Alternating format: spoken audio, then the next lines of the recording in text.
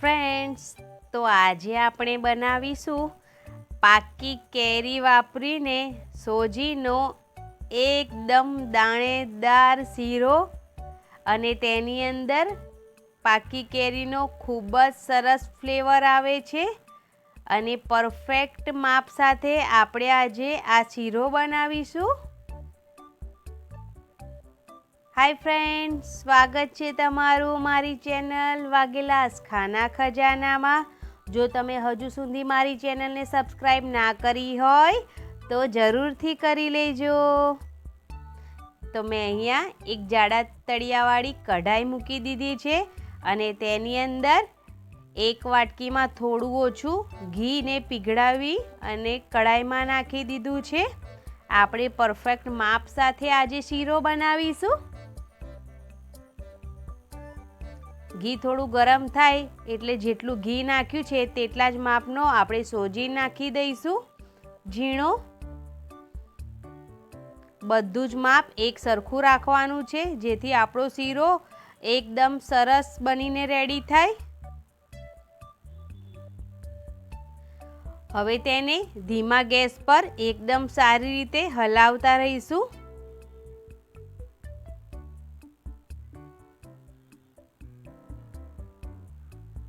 અત્યારે નવરાત્રિમાં આપણે પ્રસાદીમાં શીરો બનતો જ હોય છે, તો તમે એક આ નવી પ્રકારનો શીરો બનાવશો તો ખૂબ જ પસંદ આવશે. અહીંયા મેં બાજુ પર અડધી નહીં મતલબ 1 લીટર જેટલું દૂધ ગરમ કરવા મૂકી દીધું છે અને તેની અંદર જેટલી સોજી નાખી હતી તેટલી જ માપની ખાંડ નાખી દીધી છે અને તેને પણ ધીમા ગેસ પર સારી રીતે ઉકળવા દઈશું, ખાંડ ઓગળવા દઈશું. અને બીજી સાઈડ આપણે સોજીને પણ શેકી લઈશું અને તેને હલાવતા રહીશું.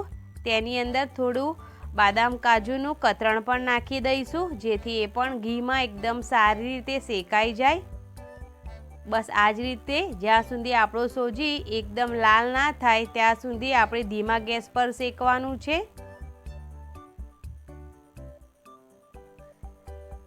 7 થી 8 મિનિટમાં એકદમ સરસ સોજી શેકાઈ જશે. થોડો દ્રાક્ષને પણ એકદમ સારી રીતે મિક્સ કરી લઈશું.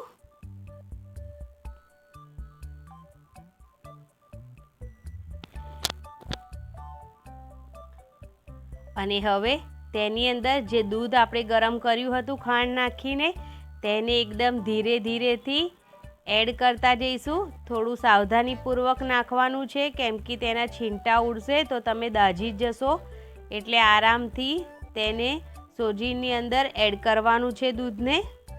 તમે દૂધની જગ્યા પર પાણી પણ લઈ શકો છો. હવે તેને ફાસ્ટ ગેસ પર એકદમ સારી રીતે મિક્સ કરી લઈશું અને તેને હલાવતા રહીશું.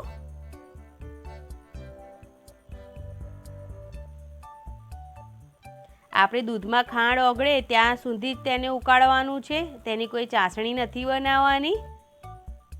ફાસ્ટ ગેસ પર જ્યાં સુધી બધું જ દૂધ બળી ના જાય ત્યાં સુધી આપણે હલાવતા રહીશું અને સોજીને શેકતા રહીશું જેથી આપણો સોજી છે જે દૂધ સાથે બળીને એકદમ સરસ બની જાય. થોડીવાર ઢાંકણ ઢાંકીને પણ તમે તેને શેકાવા દઈ શકો છો જેથી છીંટા બહાર ના ઉડે. અને હવે જોઈ શકો છો કે દૂધ થોડું જ બાકી રહ્યું છે, તો તેની અંદર થોડો અડધી ચમચી જેટલો મેં ઇલાયચીનો પાવડર નાખ્યો છે અને થોડા પિસ્તાનું કતરણ નાખ્યું છે. ડ્રાયફ્રૂટ્સ તમે તમારા પસંદ પ્રમાણે વધારે ઓછું કરી શકો છો. અને એક કેરીને કેસર કેરીને મેં મિક્સરમાં ગ્રાઇન્ડ કરી લીધી હતી થોડું પાણી નાખી અને તેને પણ મિક્સ કરી લઈશું.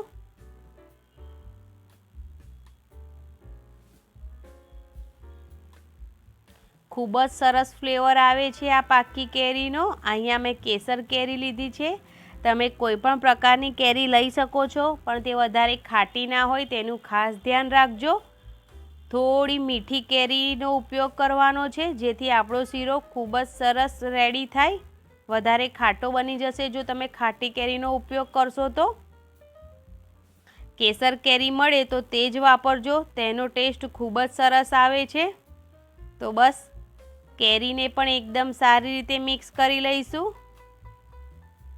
અને હજુ થોડી વાર માટે આપણે તેને હલાવીને શેકાવા દઈશું. પરફેક્ટ માપ સાથે આપણે શીરો બનાવ્યો છે, એ પણ પાકી કેરી નાખીને.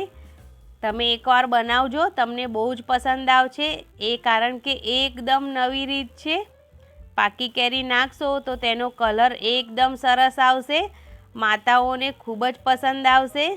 ઘરે તમે નવરાત્રિમાં નાની નાની દીકરીઓ આપણા ઘરે ખાવા આવે જ છે, તો તેમને આ રીતનો તમે નવી પ્રકારનો શીરો બનાવીને ખવડાવશો તો તેમને પણ ખૂબ જ સરસ લાગશે અને એક નવી રેસીપી બનીને રેડી થઈ જશે તમારે પણ. આ એક યુનિક જ પ્રકારનો શીરો બનીને રેડી થાય છે, કેમ કે આપણે સોજીનો શીરો તો બધાના ઘરે બનતો જ હોય છે, પણ આ રીતનો તમે ક્યારેય નહીં બનાવ્યો હોય. તો બસ એકદમ સારી રીતે મિક્સ કર્યા પછી હવે આપણા શીરામાં બધું જ દૂધ બળી ગયું છે અને એકદમ પરફેક્ટ શીરો બનીને રેડી થઈ ગયો છે. તમે જોઈ શકો છો, દેખાવે પણ એકદમ સુંદર કલર આવ્યો છે, એકદમ પીળો કલર, અને ખાવામાં પણ એકદમ ટેસ્ટી શીરો છે અને આપણે પરફેક્ટ માપ સાથે બનાવ્યો છે. તો ચાલો તેને એક ડીશમાં આપણે કાઢી લઈશું. તમે એકવાર જરૂરથી ટ્રાય કરજો આ નવરાત્રિમાં. સિમ્પલ શીરો તો તમે દર વખતે બનાવો જ છો, પણ આ એક પાકી કેરીનો તમે શીરો બનાવશો તો તમે બીજી વાર આ જ શીરો ખાવાનું પસંદ કરશો. એટલો જબરજસ્ત આ શીરો બનીને રેડી થાય છે અને પાકી કેરીનો ફ્લેવર એકદમ સરસ આવે છે. તો મેં અહીંયા થોડું બાદામ કાજુનું કતરણ ઉપર ભભરાવી દીધું છે.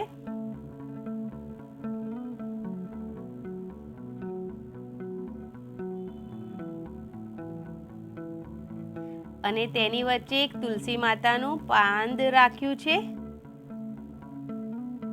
આ શીરો તમે પ્રસાદમાં પણ બનાવી શકો છો અને એમ જ ઘરે ખાવા પણ બનાવી શકો છો.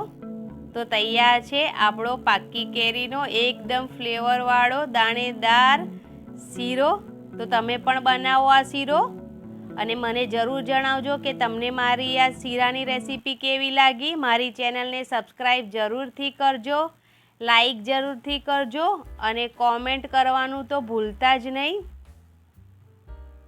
Thank you.